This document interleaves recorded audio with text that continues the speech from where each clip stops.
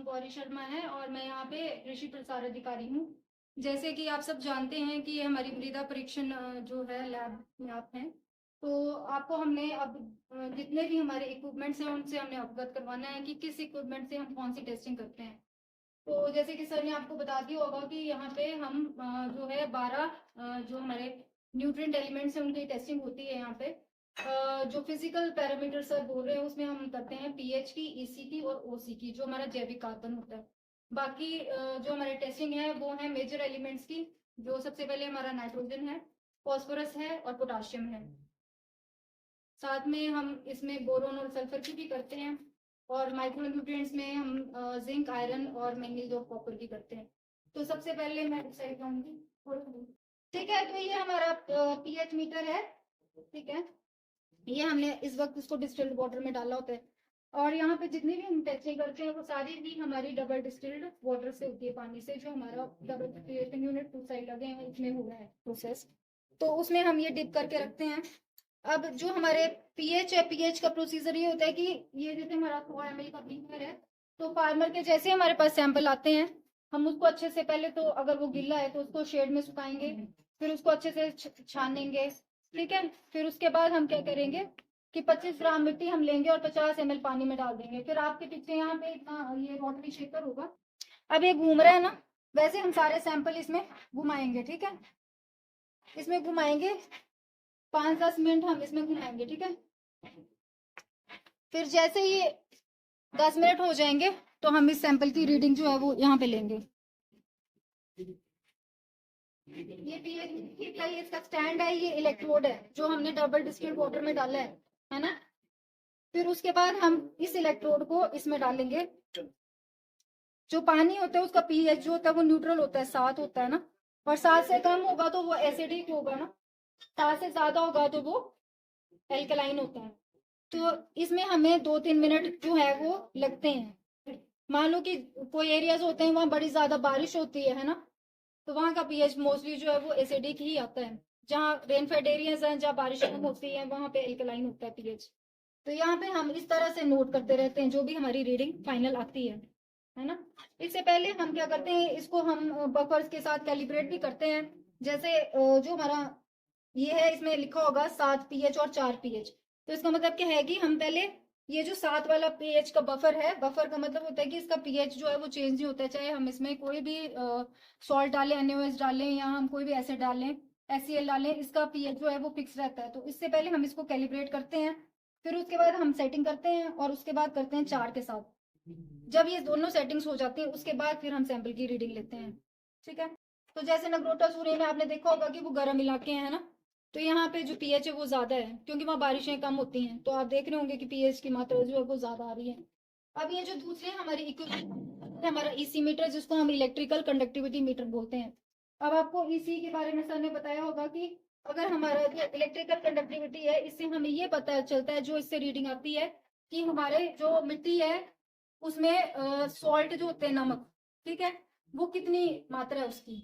अगर वो होंगे हमारे 0.02 से कम, ठीक है, तो उसमें कोई भी फसल हम उगा सकते हैं। अगर 0.02 से अगर 0.4 तक गया तो हम दलहनी फसलें नहीं लगा सकते, क्योंकि उसमें इतनी ज्यादा मात्रा होगी नमक की कि हमारा जो है वो माइक्रोराइजा नहीं बनेगा और हमारी रूट से पानी इनटेक नहीं होगा, फिर हमारी नाइट्रोजन फिक्सेशन नहीं होगी, तो ये सारे प्रोसेस नहीं होंगे, ठीक है। और अगर हमारा 0.8 से अगर ज्यादा चला जाता है तो इसका मतलब है कि हमारे सॉइल में जो है सॉल्ट की मात्रा बहुत ज्यादा है और हमारी सॉइल में जो है वो गड़बड़ है।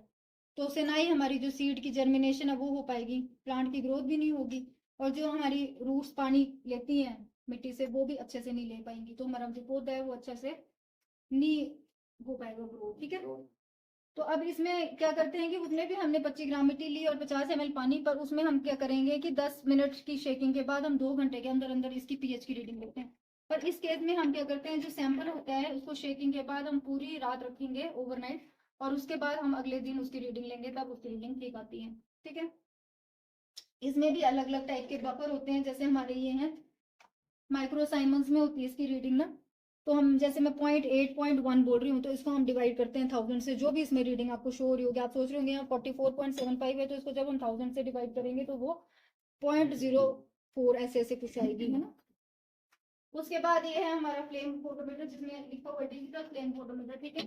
तो ये हमारी एक मशीन है जिससे हम पोटाशियम टेस्ट करते हैं। इसके साथ ये एलपीजी का गैस सिलेंडर होता है, जिससे हमारी ये फ्लेम जो लिखा होगा यहाँ पे फ्लेम जलती है। साथ में ये कंप्रेसर होता है, ठीक है। इसमें प्रेशर जो है वो 6 से 6.5 के बीच में रहता है, तो हमारी जो है वो रीडिंग आती है, ठीक है। जैसे ये प्लास्टिक की हमने डाली हुई है पाइप, वैसे ही हमारे डिफरेंट सैंपल्स हैं जो हमारे दूसरे एल वो करते हैं। तो हम इसमें इसको डालेंगे, इसके कांटेक्ट में जब ये फ्लेम के कांटेक्ट में आएगा सैंपल, तो इसमें हमारे जो है वो अल्कली मेटल्स होते हैं, जैसे पोटाशियम होगा, वो उसको रीड कर लेगी ये जो मशीन है, और उसकी हमें रीडिंग दे देती है। फिर बाकी हमारे फैक्टर्स होते हैं, हम उसे मल्टीप्लाई वगैरह करते हैं, फिर हमें केजी पर हेक्टेयर में जो है वो रीडिंग आती है इसकी, है ना, पोटाशियम की। मान लो कि पोटाशियम जो है वो मिट्टी में बहुत ज्यादा है ना, ठीक है, मतलब तो हमें जो खाद है वो म्यूरेट ऑफ पोटाश होती है, वो डालने की जरूरत नहीं है। अगर कम है तो किसान को पता लग जाएगा कि नहीं, मेरे इसमें मिट्टी में पोटाशियम की कमी है, तो मेरे को क्या करना है, म्यूरेट ऑफ पोटाश की मतलब खाद डालनी है। तो इससे किसान को ये पता लग जाता है कि मैंने कौन सी खाद डालनी है और कौन सी नहीं डालनी है, ठीक है। इलेक्ट्रॉनिक वेन बैलेंस है, इसी में हम सारे केमिकल्स और जितनी भी मान लो हमारे डिफरेंट टेस्ट होते हैं, नाइट्रोजन का होगा, ठीक है, तो हम ओसी का होगा, तो किसी में 2.5 ग्राम मिट्टी होगी, किसी में 5 ग्राम मिट्टी होगी, वो सारी हम इससे नापते हैं, ठीक है। बाकी ये जो सैंपल्स आप देख रहे होंगे ये हमारे ओसी के हैं। जो हम ऑर्गेनिक कार्बन की बात कर रहे थे, जैविक कार्बन की, वो तो हमारा जो जैविक कार्बन है वो मिट्टी में होना उसका बड़ा जरूरी होता है। अगर हमारा कार्बन जो है वो मिट्टी में कम होगा, इसकी जो रेंज होती है, जैसे ये आपका सॉइल हेल्थ कार्ड है, इसको जब हम भरते हैं तो इसमें हम परसेंटेज में जैविक कार्बन जो पहले नंबर पे लिखा है 0.5 से 1, ठीक है, तो वो होना चाहिए। अगर वो 0.5 से कम है तो मतलब आपका जो जैविक कार्बन है वो बहुत कम है। बहुत कम है मतलब आपकी मिट्टी को किसकी जरूरत है, थोड़ी सी गोबर की जरूरत है, ठीक है। FIM की जरूरत है, जिसको हम फार्म यार्ड मैन्योर बोलते हैं, ठीक है, मैल। दूसरा, आप जो केंचुआ खाद है वो भी इसमें डाल सकते हैं, ताकि आपकी जो ऑर्गेनिक कार्बन है वो ठीक हो जाए, ठीक है। अगर आपकी 0.5 से 1 के बीच में है तो भी हम नहीं बोल सकते कि आपकी मिट्टी बड़ी ज्यादा वो है, उपजाऊ है या वो है, उसमें भी आपको थोड़ी बहुत जो है वो मैल की और उसकी वर्मी कंपोस्ट की जरूरत है। अगर आपकी 1 से ज्यादा और ये हरे रंग में हम टिक मारते हैं, तो इसका मतलब है कि आपकी जो मिट्टी है उसको किसी भी मैल की या वर्मी कंपोस्ट की जरूरत नहीं है, और वो बहुत ज्यादा उपजाऊ है और उसमें काफी ज्यादा कार्बन की मात्रा है, ठीक है। उसके बाद हमारा ये जो है ये डबल जो हमारे डिस्टिलेशन यूनिट्स में बता रही हूँ, हमारा डबल डिस्टिल्ड वाटर हम स्टोर करके रखते हैं, क्योंकि हमें बड़े ज्यादा सैंपल्स जो है वो ब्लॉक्स के आते हैं और वो करने पड़ते हैं। तो उसके लिए हम पहले से पानी जो है ये हमने देखो स्टोर करके रख लिया है, ठीक है। अब ये हमारी एक हॉट प्लेट होती है, इसमें ये जो भी सैंपल्स होते हैं 5 मिनट के लिए हम इनको रखते हैं, ये हैं बोरोन के सैंपल्स, ठीक है। इसके बाद हम इनको फिल्टर करेंगे, और फिर वो जो कैरलिंग मेथड है, लाल जो रंग हुआ है ना, ये भी हमारे बोरोन के ही हैं, वो सारे टेस्टिंग बोरोन की चली हुई है, ठीक है। निकले होंगे कि इसमें लिखा है कुछ अवेलेबल नाइट्रोजन एनालिसिस, ठीक है। ये हमारा जेल्डाल का यूनिट है और इसमें हम नाइट्रोजन की टेस्टिंग करते हैं, जो हमारा सबसे पहला मेजर एलिमेंट है। तो नाइट्रोजन की टेस्टिंग करके हमें ये पता चलता है कि अगर हमारा नाइट्रोजन जो है वो ठीक मात्रा में है तो हमें यूरिया देने की जरूरत नहीं है, ठीक है, क्योंकि यूरिया में हमारा 46% नाइट्रोजन होता है। और अगर हमारा नाइट्रोजन कम है तो इसमें रीडिंग आ जाती है, जैसे दो इसमें नाइट्रोजन नहीं लिखते, हम हाथ से लिखते हैं, तो नाइट्रोजन की रीडिंग 280 से 560 केजी पर हेक्टेयर के बीच में आनी चाहिए। अगर वो 280 से नीचे है, इसका मतलब हमें अपनी जमीन पे यूरिया की जो खाद है वो देने की जरूरत है।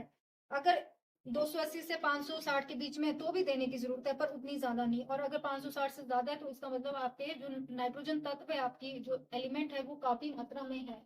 अब हम क्या करते हैं कि ये जो पेलिकन ट्यूब्स हैं, जैसे कि आप देख रहे होंगे, इसमें हम 5 ग्राम मिट्टी लेंगे,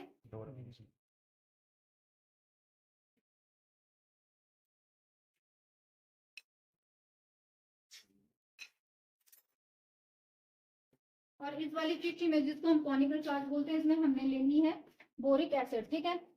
तो अब ये आपको बताएंगे हम सेटअप करके सारा। ये इसमें हम डिस्टिल्ड वाटर भी रखते हैं, इस कैनी में हमारा डिस्टिल्ड वाटर है। साथ में यहाँ पे 2 कैंस हैं, जिसमें एक में हमारा अल्कली है, जिसको एक केमिकल होता है KMnO4 और एक में होता है NOH। 2 केमिकल्स हमारे इन कैनियों में भी भरे होते हैं। सारा रिएक्शन जो होता है वो इसी मशीन में होता है।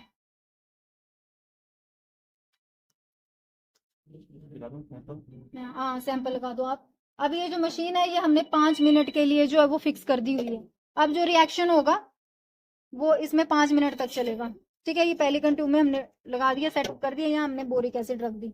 अब क्या होगा कि ये जो है मिट्टी, इसमें जो ऑर्गेनिक कार्बन होगा उसको ऑक्सीडाइज करेगा। यहाँ पे जो हमने एक केमिकल रखा होता है KMnO4, ठीक है, उससे क्या करता है ये हाइड्रोलाइज करता है अमोनिया को और कंडेंस करता है और इसमें स्टोर हो जाता है हमारा अमोनिया। अमोनिया होता है NH3, तो नाइट्रोजन होता है हमारा N, तो NH3 में हमारा N यहाँ पे आ जाता है। ठीक है, उसके बाद यही सैंपल अभी 5 मिनट लगेंगे, तो हमने एक रेडी रखा है ना टाइट्रेशन के लिए।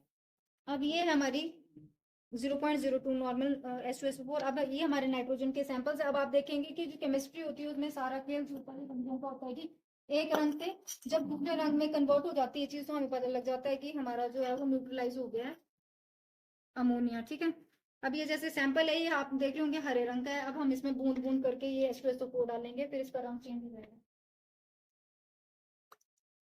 जैसे इसका रंग चेंज हो जाएगा हम इस चीज को बंद कर देंगे और हम उसकी रीडिंग नोट करेंगे। फिर उसमें हम डिफरेंट डिफरेंट जो है फॉर्मूले लगा के हम कैलकुलेट करते हैं। नाइट्रोजन पूरा मैथमेटिक्स होता है ना।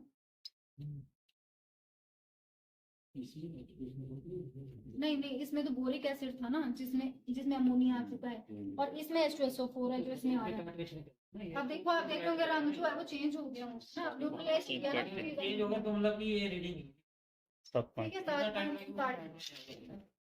जितना H2SO4 होगा उतनी रीडिंग, इतनी नाइट्रोजन जगह है। मतलब जितनी ज्यादा रीडिंग होगी उतनी ज्यादा नाइट्रोजन लगाएगा। ये भी एक सैंपल, ये ब्लैंक लगाएगा। ब्लैंक नहीं, एक हम हमेशा ब्लैंक भी लगाते हैं, क्योंकि ब्लैंक से हमें ये पता लगता है कि मिट्टी डाल के और मीठा मिट्टी डाल के क्या रीडिंग आ रही है, फिर वो भी हम मैच करते हैं। 1.8 पे आ गया। अब आपने देख लिया होना कि हमारी माइनस कर देंगे तो ये 6 नंबर का है ना, ये 9। ब्लैंक से हम इसको माइनस करके जो है वो फार्मूला भी लगाना पड़ता है। ठीक हो गया नहीं। अब इसको यहाँ पे रखते हैं, तो ये हमारा टाइट्रेशन का यूनिट है। ये है हमारा पैराथर्मोनियम सल्फेट, ठीक है, केमिकल। अभी हमारे ओटी के सैंपल्स हैं, ठीक है। ऑर्गेनिक कार्बन, जैविक कार्बन की मैं बात कर रही थी ना, इससे हमें पता लगता है कि हमने कितनी खाद मैल डालना है, वर्मी कंपोस्ट डालना है। ब्लैंक रखा है ना इसका, ये आप देखो ब्लैंक का भी हम बताएंगे। इसमें जो है इसका रंग जो है ये गोल्डन की पानी की तरह होता है, तो इसे हरा हरा है ना, ऐसा शो हो गया। ब्लैंक लगते हैं।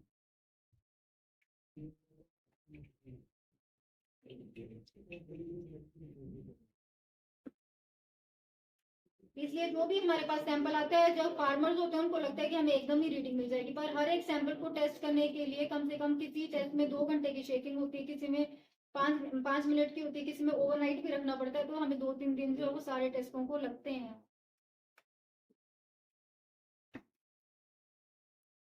बस हो गया मेरे हिसाब। ठीक है, तो ये आपने देखा हरा जैसा रंग आ गया, ये ब्लैंक है, हमने ब्लैंक रखा हुआ है ना। इसकी भी हम परसेंटेज लेंगे। 3.9 और टाइम 20 मिनट हुआ इसको भी ना, आधा घंटा। इसको हम जब भी इसमें वो डालते हैं, इसमें भी एस्प्रेसो को डलता है, तो उसके बाद हमें आधा घंटा ही रखना पड़ता है। उसके बाद इसकी टाइट्रेशन होती है इसके साथ।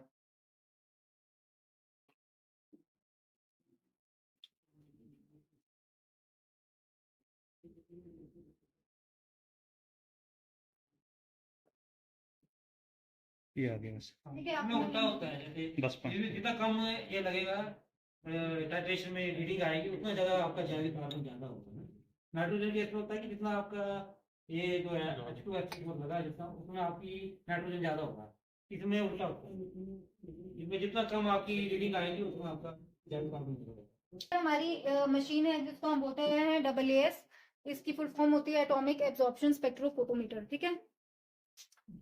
अब ये जो मशीन होती है इसमें हम 4 जो हमारे माइक्रो न्यूट्रिएंट्स होते हैं, जो यहाँ पे लिखे हैं कॉपर, मैग्नीज, आयरन और जिंक, इसकी हम टेस्टिंग करते हैं। ठीक है, इसमें डिफरेंट डिफरेंट जो है लैंप्स लगे हुए हैं, जैसे आप देख रहे होंगे किसी में 8 नंबर है, किसी में 7 नंबर है, किसी में 6 नंबर है। ठीक है, तो ये जो मशीन है वो जैसे हमारी फ्लेम फोटोमीटर थी वो चलती थी हमारी LPG गैस सिलेंडर से, तो यहाँ ये चलती है हमारी एसिटिलीन गैस सिलेंडर से, जो हमने यहाँ पे रखे हैं। ये इसका कंप्रेसर है और ये हमने मॉनिटर जो है वो सेटअप करके रखा होता है। ये सारा जो है इसकी जो ये मशीन चलती है, ये सारा सिस्टम जो है इसके कंट्रोल में होता है।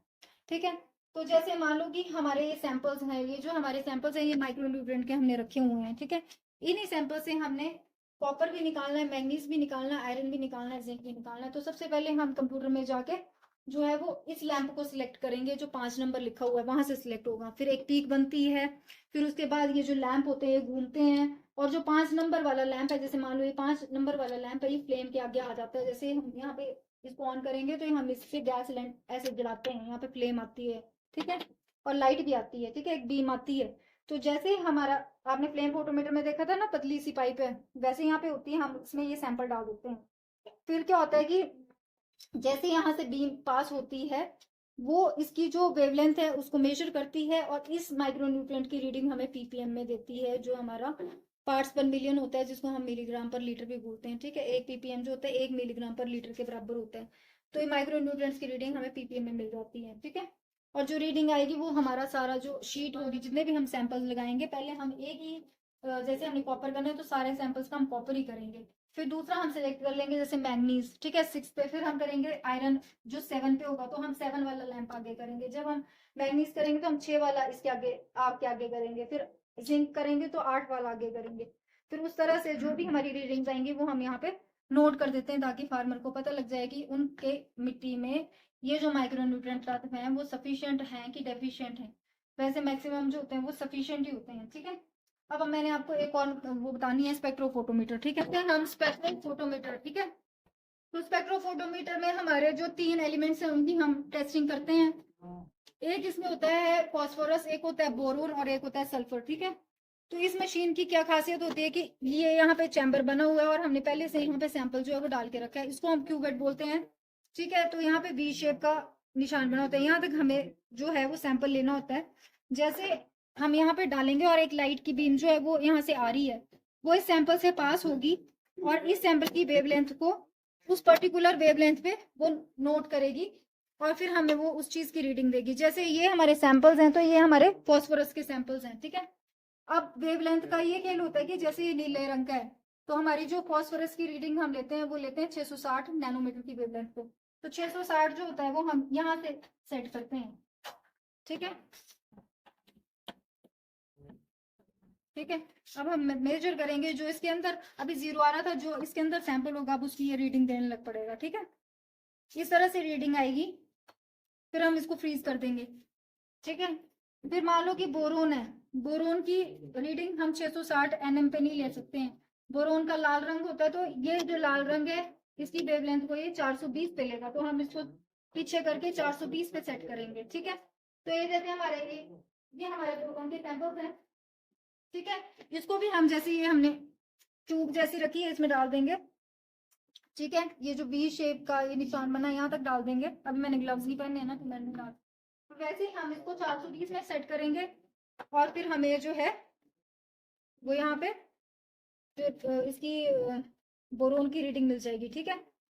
इस तरह से हम सारी जो है एलिमेंट्स की इसमें रीडिंग लेते हैं। जैसे यहाँ पे हमने सल्फर लिखा है, ठीक है, इसकी 420 पे होती है, फॉस्फोरस की मैंने आपको 660 पे बताई, ठीक है।